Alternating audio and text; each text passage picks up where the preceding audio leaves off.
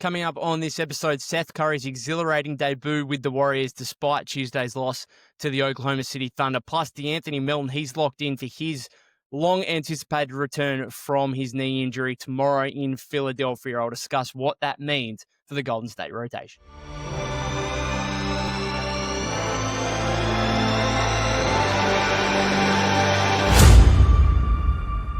Welcome back to the Golden State with Mates podcast. First of all, I'd like to apologize for no live stream after the game yesterday, even though I said I would. I just thought that with the 8 p.m. Pacific time start, that it might be a little bit late for some of you in America, and that the desire for a live stream might not have been there. And also, to be fair, at halftime, I was like, is there much point talking about this game? Looks like it's going to be a wash. The Warriors are down 19 at halftime. No Steph. Jimmy's out in the second half. So I apologize for that, but I'm doing this episode now to make up for it. Just before I get on to the game and what we saw and what we could see in Philadelphia tomorrow, just wanted to mention a couple of the big news items of the day in the NBA. First of all, Giannis Antetokounmpo.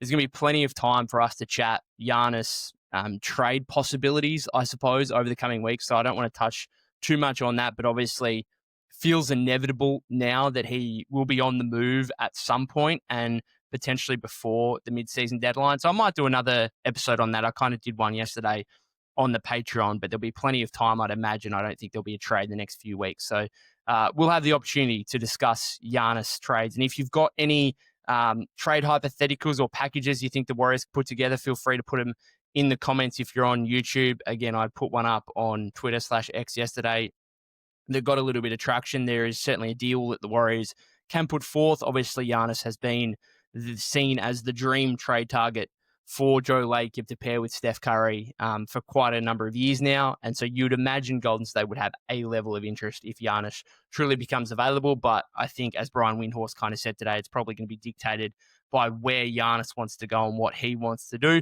The other big piece of news, which almost made me think of the Luka Doncic trade last year, but last season. That's how shocking it kind of was, because it came out of nowhere. I'm just scrolling through Twitter at like 7 p.m. last night, my time, which is like middle of the morning in America. And I just see Chris Haynes, the Clippers are parting ways essentially with Chris Paul. And I was like, is that the actual Chris Haynes? And then I clicked on it. I was like, oh, he's got 610,000 followers. Yeah, it's the actual Chris Haynes. It just blindsided me. I thought it was a parody. Parody post for a second, but no, it's actually legitimate. The Clippers are parting ways with Chris Paul, which makes absolutely no sense to me. And again, I don't want to talk about it too much. I'm going to do an episode in a few hours' time here on the Patreon. If you want to listen to me talk about the CP3 and Giannis stuff and just general NBA stuff more than just specific Warriors basketball. I'm not a huge Chris Paul fan, but I think the way he's been treated by the Clippers is pretty disgusting, and I'll leave it at that. Let's jump into Warriors basketball, though, which was kind of positive yesterday. I know Draymond said after the game, like, there's no real positives to take from it when you lose a game, right? And there's no optimism, I suppose. But I think that would go down as the best loss of the season for the Warriors, if that's such a thing. And it might be hard to top that as the best loss of the season, because what we saw in the second half was a pleasant surprise. Again, Warriors down 19 at halftime, Thunder go on a surge late second quarter to really break the game open. No Steph, obviously, to begin with, and then Jimmy hobbles off and he's unavailable in the second half. You think, okay, that's the game. The Thunder will probably win this by 25-30, and we won't have too much to talk about. Instead, the Warriors fly back into it in the third quarter, outscore the Thunder 44-28, and then have a 4-point lead at one point in the fourth quarter with like 6-7 minutes to go. They still had the lead. They'd led by one when Pat Spencer was kind of going back and forth with Gilgeous-Alexander, one of the funniest kind of battles for a couple of minutes there we saw, where both were making pretty tough buckets, it must be said. And the Warriors, I think, had a 107-106 lead, and then the Thunder kind of closed it out from there, as good teams or great teams tend to do. And I wasn't shocked by that. I always thought that the comeback was kind of fake, but at one point they did look like they were a legitimate chance to win, which makes it a little bit disappointing. But I also look at it and say, I appreciate the fight. I respect the fact that they got back into the game and didn't lie down, even though they were without their two best players. Guys stepped up. And at the very head of that was Seth Curry, who was making his debut for the Warriors after just signing the day before officially. And I think even the most optimistic fans of Seth Curry and what he could provide this team wouldn't have expected things to go that well in his debut against the best defense in the league. He goes for 14 points, 6 of 7 shooting, 2 of 3 from three-point range, a couple of assists, a couple of rebounds, a steal in less than 18 minutes off the bench. And I'm not going to lie, I'm going to put my hand up and say I saw this Seth thing as, okay, maybe he can come in at a pinch and play a couple of minutes here and there, but is he going to be a nightly member of the rotation? Maybe not. Now, part of this is to do with the issues with the rest of the Golden State roster.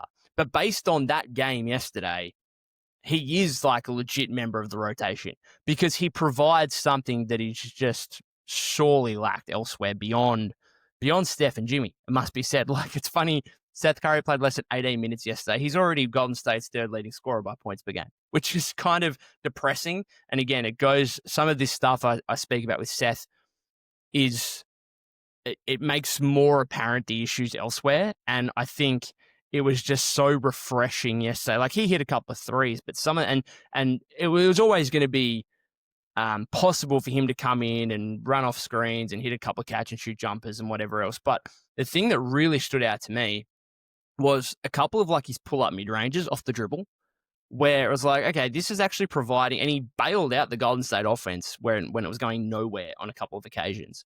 And that just stood out like a sore thumb because there's like, how many guys on this team can like dribble into a mid-range pull-up jump shot? Seriously, how many, right? Like, this team doesn't really live around the rim, like just lives on three-pointers. And to be fair, they made their three-pointers at 43% in yesterday's game. But like, Pods doesn't really do it. He more likes kind of floaters. Maybe if he's going left, he like has that fadeaway jumper from the baseline sometimes, but it's not a go-to necessarily for him. Like, there's just no, like, whenever Kuminga takes a mid-range jump shot, it's usually like falling away, and the percentages I don't think are great. Like, you don't feel as a fan confident when that shot goes up. Yesterday, like, Seth Curry, some of these jumpers look so smooth. And I mean, we shouldn't be surprised. He's the 8th leading three-point shooter by percentage in the history of the league, right? And 3rd among current players. So we shouldn't be shocked. He's a Curry after all. But man, compared to the end of the rest of this roster, like, this was so refreshing to see. Like, he had that tough, like, fall away 3 in the 4th quarter. I was like, man, like, just have a guy who can make tough shots, who can pull up off the dribble and hit a midi, and it looks comfortable for him. It looks like it's going in, kind of thing. I'm going to say I was genuinely shocked by how good he looked. I was like, this guy hasn't played a game since April. This is his first game with the team. He didn't play a single preseason game. And he comes out, 14 points, 6 of 7 shooting in 18 minutes. I was against the best defense in the league. Man, like, I was just like shaking my head. It's like, this is unbelievable. Okay, and again, it makes it even, it only heightens when you look at the rest of the roster and you're like, oh. Even like Pat Spencer has some of these like fadeaway middies where it's like, this actually looks like okay kind of thing. And it's like, again, it looks okay because no one else can do it. I don't know.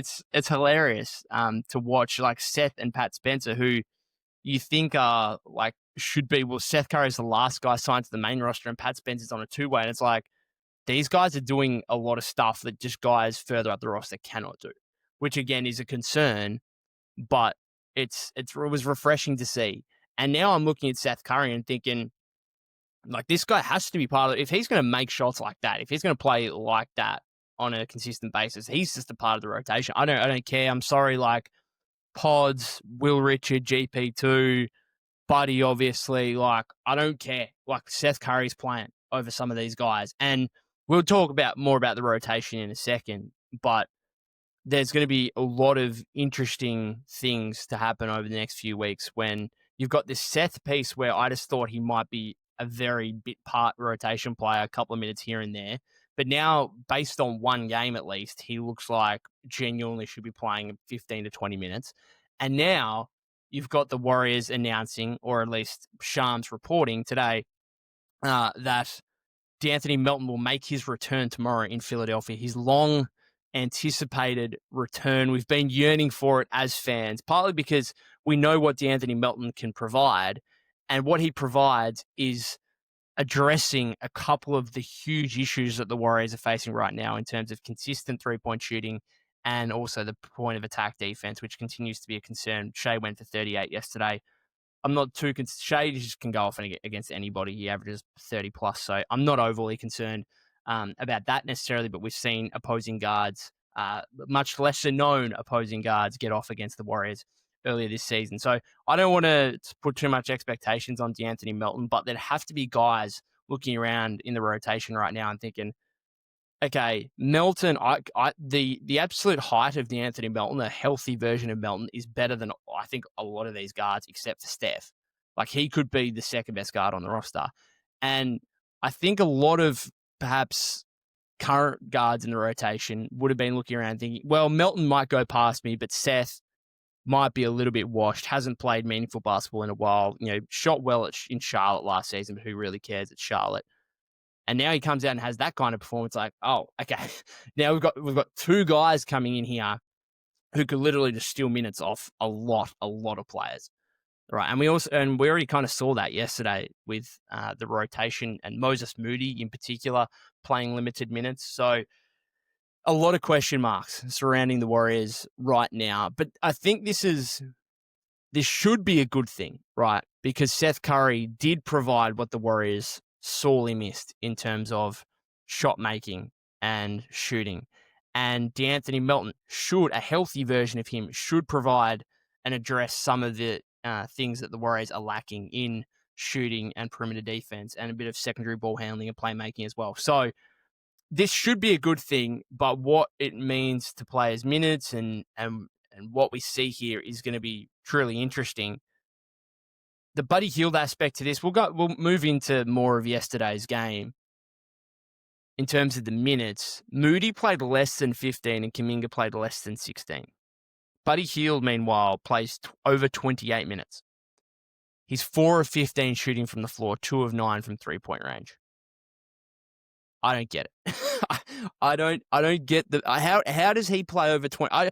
I just want to know what Buddy Hield has done right this season to warrant 13 more minutes in the rotation in any game over Moses Moody. Now, I'm not saying Moody's been great. He's been really poor the last few games. Okay, but he's done way more this season than what Buddy Hield has.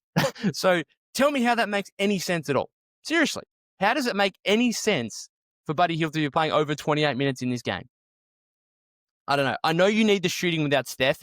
Buddy Hield couldn't hit water if he fell out of a boat right now. Like, he's 30% from three on the season. He's less than 40% from the field. What has he done to warrant that amount of minutes, particularly when Seth Curry's coming in and playing nearly 18? I would have wanted Seth to play more. Now, maybe it was a conditioning thing, his team debut. Maybe they kind of said, well, if things go really well, we'll get you to like 18 minutes. And that's kind of going to be your max. Maybe that was the case. So I'm not necessarily too critical of Seth Curry's minutes necessarily. But Moody, like Kuminga, post, like, what are we doing here? So the Kuminga aspect is I think the Kuminga aspect, thankfully, well, it was a huge thing on social media, but for me anyway, the Kuminga element to this got overshadowed a little bit by just how good Seth was, to be fair, which is a good thing. Okay, that kind of positive outweighed a negative there. But at the end of the day, Kuminga is still a major storyline because he doesn't play in the fourth quarter. And his agent, Aaron Turner, has a tweet obviously referring to that. What are we doing here, basically? I don't know if it was during the fourth quarter or after the game, straight after the game, whatever it was.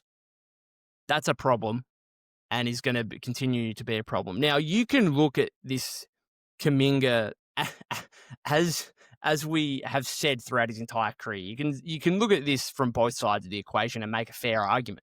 So if you're respecting Steve Kerr's decision and agreeing with Steve Kerr's decision, you would point to Kuminga's third quarter and generally the game, it must be said, where he shot 3 of 10 and his shot selection was pretty iffy. 8 points, settling for too many of these like mid-range kind of shots or a 3 or just like not quite getting to the rim, right? Where he's kind of getting walled off by the Thunder and he's not quite getting a layup or a dunk. It's little push shots mid-range, like this kind of stuff, which is not overly efficient. Okay, so from that aspect, okay, you can understand he doesn't play minutes in the fourth quarter. The other aspect of this, which Aaron Turner will point to, is Kuminga was part of a lineup that got the Warriors back into the game. He finishes the game as a +3 in a game the Warriors lose by 12. Okay, so that's the argument, is that the Warriors, when he was on the floor in the third quarter, are actually very good, and that the Warriors should have gone back to that lineup in the fourth quarter and gone back to Kuminga for at least a few more minutes, right? Particularly potentially down the stretch when their offense, once they kind of had that 107, 106 lead with 5 minutes left, the offense just went stale from that point, which was understandable. Like, you're missing your two best players. I get it. But without Steph, like if you'd told me that the Warriors would play a game without Steph and without Jimmy in the second half and Jonathan Kuminga would play less than 16 minutes, man, like that's a talking point. That's shocking, essentially. And so, I mean, it's just continually getting to this point by January 15, once he becomes trade eligible, that he'll be off the team. It's just whether the Warriors can ensure that his value retains high enough where they're getting something decent in return without having to fork out a huge raft of picks, which I think is still, you can see what he did at the start of the season. You've seen what he's done sporadically throughout his career. I still think there's teams out there that are going to be willing to take the risk. You know, the Kings are just going to be sitting there and you're probably, at the very least, you're probably going to be able to get a trade from the Kings that involves Keon Ellis. Now, do the Warriors need Keon Ellis as another guard? Maybe not. But like, there's going to be a deal there. The Kings are going to be desperate enough. You could construct some kind of deal. Maybe the Warriors get desperate and they throw in Kuminga and Moody and Hill together and get Sabonis or something. Like, there's going to be something there from the Kings that is reasonable, I think. What other teams get involved? Obviously, we had the Pacers linked from Brett Siegel last week. We had the Pelicans. Pelicans, obviously, the ideal team because they've got Herb Jones and Trey Murphy. I don't know. We'll wait and see. But, I mean, what percentage chances are you putting on Jonathan Kuminga being on this team past the deadline? 10, maybe 10%. Like, I can't say less than that because we've been through so many times in his career where he just floats in and out. And who knows? You could tell me in a week that he's had a really good couple of games and I wouldn't be shocked because this is what happens with Jonathan Kuminga. Floats in and out of the rotation, floats in and out of good production. Like, who knows? There could be another twist to this, which is why I'm saying there's 10%, not 0%, right? The Moody minutes were disappointing. The post, what are we doing? Okay, sorry to bang on about it every single time. This guy is the plus-minus king. Okay, it is indisputable. Indisputable. It is fact, not opinion, fact. The Warriors are a better team when Quinton Post is on the floor. Genuine fact. Leads the team in plus-minus across 22 games. This is not a small sample size anymore. 22 games, best plus-minus on the team, still cannot see more than 17, 18 minutes a game. In a game where the Warriors are without Al Horford and Trace Jackson-Davis. What are we doing? I don't get it. I'm not saying he was good in his minutes, but guess what? The Warriors were. He was a +6 in a game they lose by 12. I sound like a broken record. I apologize. So I'm going to move on from that. De'Anthony Melton's return tomorrow in Philadelphia. He's off the injury report.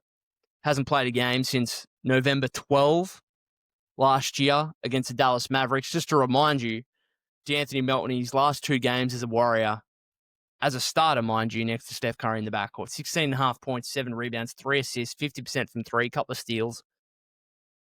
+20 in wins over Oklahoma City on the road. and then Dallas in Clay's homecoming, which is he then obviously got injured in the final minutes of that game. Big piece, obviously, returning for the Warriors. I cannot wait to see him play.